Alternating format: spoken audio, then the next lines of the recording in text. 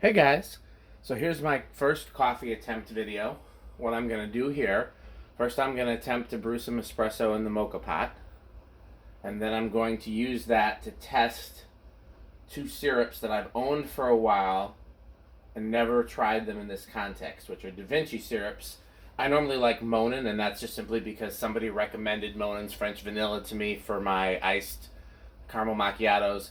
I bought it online, and it did what I needed it to do. So I've been kind of stuck on Monin. Our local grocery store has DaVinci, and I have not loved the DaVinci ones that I've tried, but I've never tried them in this context before. I've never tried them using espresso from the Moka Pot and then milk from the milk frother and all of those things. So that's what we're gonna do. I'm gonna do my best to show this on camera. Again, this is not my area of expertise. This is a learning experience for me. So I'm sure that there are people watching who know way more than I do, but you know, it will be fun, and hopefully I'll learn, and maybe somebody else will too. So I've got the base of the Moka Pot there on the stove. I got this thing on Amazon for 20 bucks. I got the one on Amazon that had the best reviews, and then I looked for the best price. It says made in Italy. I don't know how they could make it in Italy and sell it for 20 bucks. I also don't know what brand it is. If somebody, it's Bialetti. Moka Express. Bialetti. So normally I would just use tap water, but since I'm trying to show it on the video, it's going to be easier for me to use a water bottle. I'm going to fill it up to the fill line. Normally I wouldn't do this on the stove either. I'd do it over by the sink. But in the interest of not having to move the camera around, and again, this is a very low budget. This is not my, this is not my thing. I'm just trying to make this work. So here's some ground espresso from Valentine Coffee Roasters, or Valentine, I'm not sure. Here, I'll show you the bag. I got this because Mama D's Coffee, which is a local coffee shop in Waukesha that I love, this is what they use. And so I was like, well, that's the one I need to try, obviously. And the other local coffee shop that I love in Madison, Java Cat, doesn't specifically say where they get their roast from. I'm sure I could ask them, but they probably even sell it if you go in the store. I haven't actually even looked. So, I was told not to press it down, just to kind of lightly tap it. Okay, then I've got let me just make sure this is clean and empty. The top of the Moka Pot.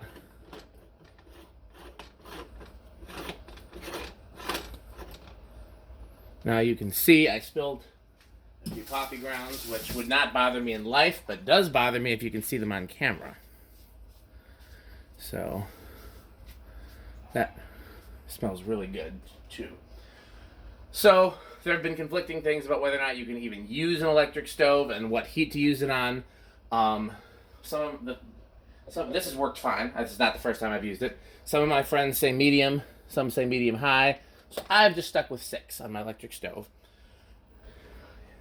I was told, and this has worked, that you want to use the smallest burner, and you want to make sure the whole bottom is on the heat element, but the handle is not. And I'm going to move it so that I can grab the handle. Because if I did it like this, heat's going to rise and heat the handle, and then it's going to be horribly painful to pick up.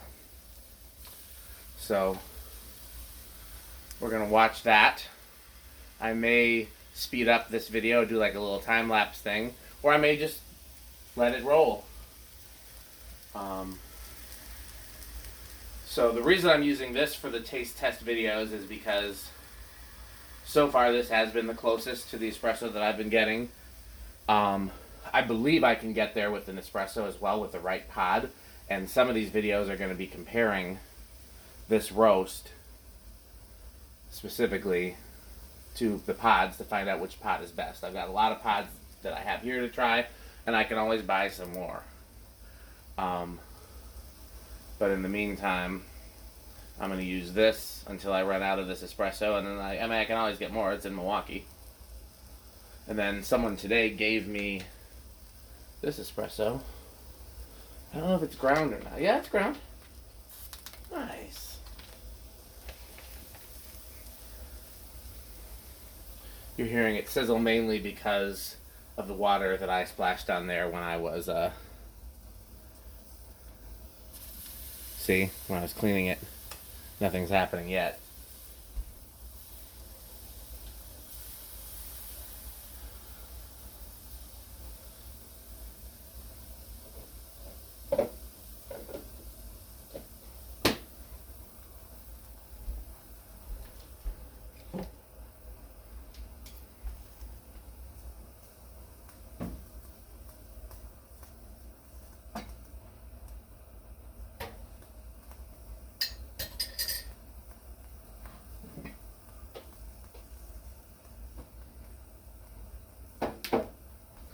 Got a few other things ready while we're waiting on that. Somebody told me it will only take 30 seconds, and I don't know what they're talking about. I've also had people debate as to what temperature water you should use. The manual says cold. The person that said 30 seconds said start with boiling water. Another person said they use room temperature. I've been splitting the difference and using room temperature, and that's what's in there right now. Might be negligibly cooler than room temperature.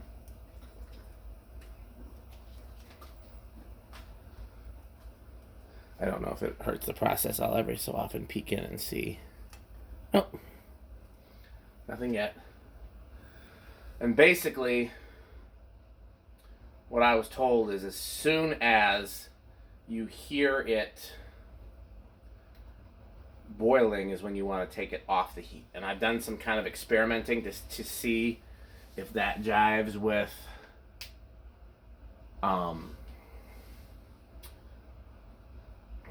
like when no more espresso can come out, and I believe that to be right. Because if you leave the stuff that's already been prepared on the heat too long, it'll cook, and you don't want it to, you don't want it to burn. I'm sure I'm using the wrong terms. I'm sure it's not cooking or burning, but so let me pull out these syrups that I thought we would test. Again, I'm going to try some DaVinci ones, simply because I've been spending a lot of time with the Monin. I bought DaVinci Caramel Pecan and English Toffee, and I barely used them.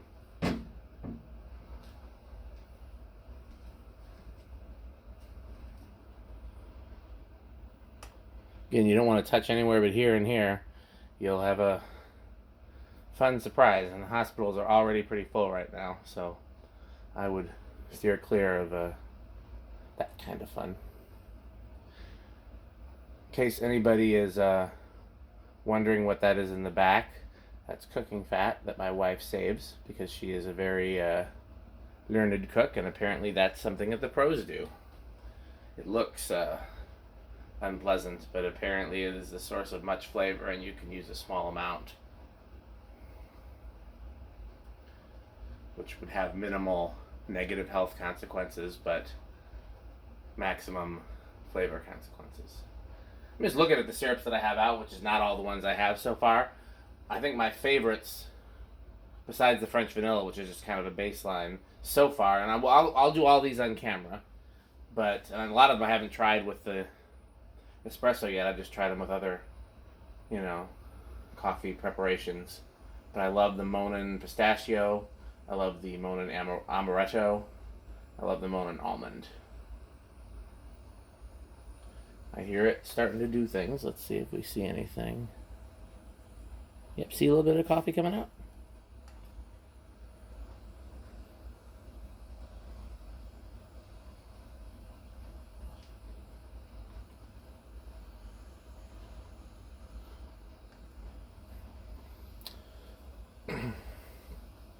I should do a video where I leave that open so you can see, but I bet you that's not great for the... It probably cools down much quicker than it should.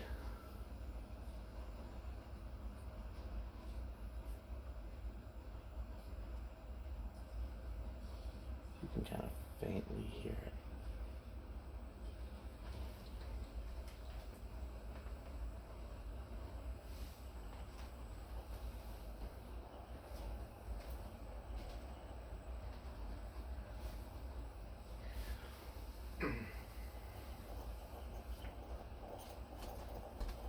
See, there's the boiling sound. Yep, so we are done. So I'm going to take this off the heat, and we will, so over here, so normally I would be frothing the milk while the espresso was espressing, but I wanted to do it all on camera, so we're actually going to do it a little differently than I would normally do it when I'm not on camera. So this makes, I get a different quantity every time. It's supposed to be 3 ounces. I've gotten anywhere between 2 and 4, but since the Nespresso pods are slightly less than 1.5 ounces, if this is theoretically 3, then splitting it between 2 cups should be about the same as the espresso pods, which is comparable, and those are designed for 4 ounces of frothed milk. So put these lids on upside down to kind of trap the heat in. Let's move those out of the way. Here's the milk frother. So there's, I don't know if you can see, there's a line in there. And you want to fill it up to the bottom line, because if you fill it up to the top line, it's not going to froth. It will just steam the milk, and if you don't remove the spring, which it doesn't appear to say anywhere in the manual. If it does, I missed it. But if you don't remove the spring when you're filling it up to the top line, you end up with leakage. No bueno. So somebody taught me to do this. I don't remember who. I put the syrup, oh, that one spilled over a little bit, in the milk frother. I was trying to do 4 small spoonfuls. My ratios might be different depending on what I'm making the beverage for, but if I want to try the syrup and really get a good idea of what I like, at least with the Monin syrups, 4 small spoonfuls has been right on point. Now, it might be too much for the DaVinci, because I feel like the DaVinci is generally stronger than the Monin. We'll find out, you know. But with the Monin, 4 small spoonfuls plus 4 ounces of milk plus 1 shot is exactly the right amount. Now the milk is frothing to test the syrups. Again, that makes it, you know, the coffee taste is a little weaker than I would otherwise have, and the syrup taste is a little stronger. But for the testing process, that's what I would want. So you know what I'm going to do? No, we'll do that. We'll do it one at a time. There's no harm. What is this? Plastic storage caps. That's a wife thing. I don't know what it is. This is mine, and this should go... Ooh! I had 2 over here. She must have put them there. I didn't even notice. She wants to put the syrups over here. I said I would be fine with that, but we haven't gotten there yet. So... A couple other tricks. You want to make sure the milk is cold, and you want to make sure that if you rinse or wash the frother before use, you want to make sure you start with, you use cold water, because it's what it does is based on temperature, and if it senses that there is hot liquid in it, it thinks its work is already done. So you want to start with cold milk, and then you want to wash it in cold water. And yeah, here's the DaVinci syrups, by the way. I don't think I showed them on camera yet. I bought these many moons ago, before I had any of this other fun stuff. I don't remember what for, some coffee thing I was trying to make.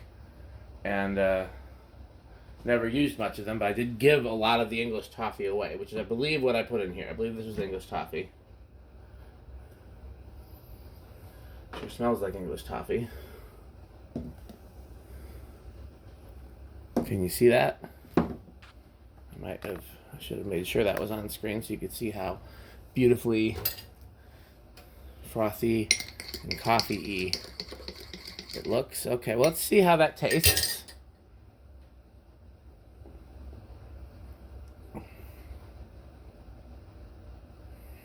Definitely the DaVinci syrup is stronger than the Monin. and I probably could have done 3 spoonfuls instead of 4. I don't dislike it, actually. I don't know why I haven't been using it. It's better than some of the Monin ones that I did not like, for sure. I think it's a very strong flavor, and if you don't use it sparingly, it has a tendency to taste artificial. That's kind of my general vibe with the DaVinci syrups, is like their vanilla syrup reminds me of vanilla extract. It's just so strong, and if you overuse it, then it tastes like a chemical. But I'm not actually mad at that English toffee. I'm going to start using that more. Okay, so next up is the caramel pecan.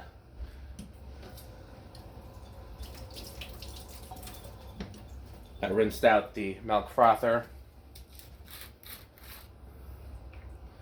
So even though I said I think 3 is better, I'm going to stick with 4 just to keep the test consistent.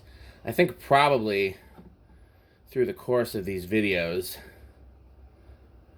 I'll probably do the same thing. Anytime I try a syrup for the first time, I'll do 4 spoonfuls, just so that it's consistent across the recipes.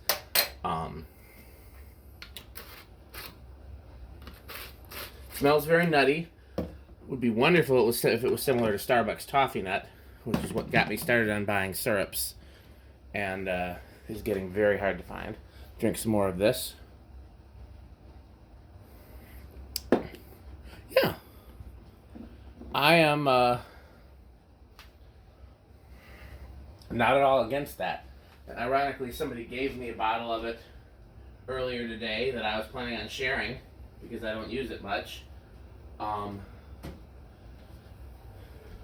But I will still share it, but I will definitely use it more. Okay? Again, I still think the the Monins are a more subtle flavor, which I like that a little better. I get that the DaVinci's flavor being stronger means you can use less, but if you use less, and you don't use anything else to sweeten it. I know people that swear by DaVinci syrups, and they usually use some other kind of sweetener if they want a sweet drink. They'll, one YouTuber that I can't remember who it is, but I watched her videos, swears by making a coffee sweetener out of sweetened condensed milk and whatever the other type of milk is, evaporated milk.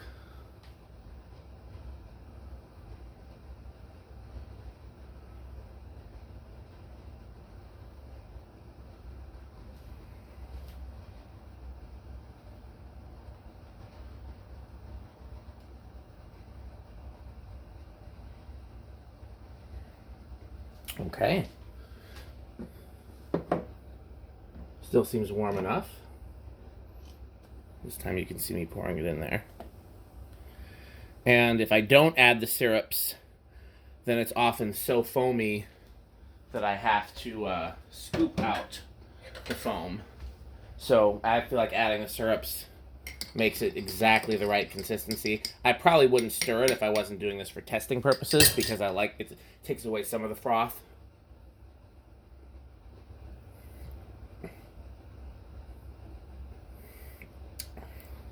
Okay. I do not know how to feel about that. It is not very sweet, which is surprising. It is very nutty and almost has like a salted flavor to it, like the way a salted nut would be. I think if I used that in conjunction with something else, it would be a winner. I also don't think... Well, I guess if I used it in conjunction with something else, it'd be 2 spoonfuls of one, 2 spoonfuls of the other. But I wouldn't want... If I was just using that, I wouldn't want to go any lower. Okay, well, I like these a lot better than I did when I tested them in the past with, without using the Moka Pot.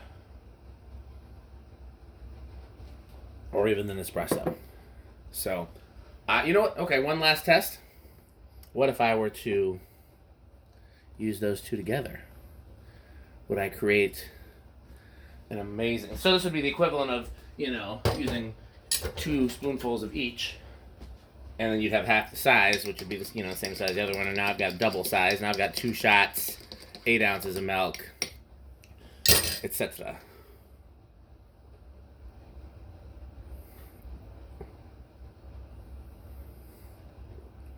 It's not bad, it's a little much. Because you got 3 different flavors. You got caramel, you got pecan, and you got toffee. It's sweeter now. And then of course you have the milk flavor, which is kind of neutral, and you have the espresso. Okay, well that's it for my first attempt at syrup testing and Moka Pot demonstration. I hope you enjoy this video, and I will plan to do more.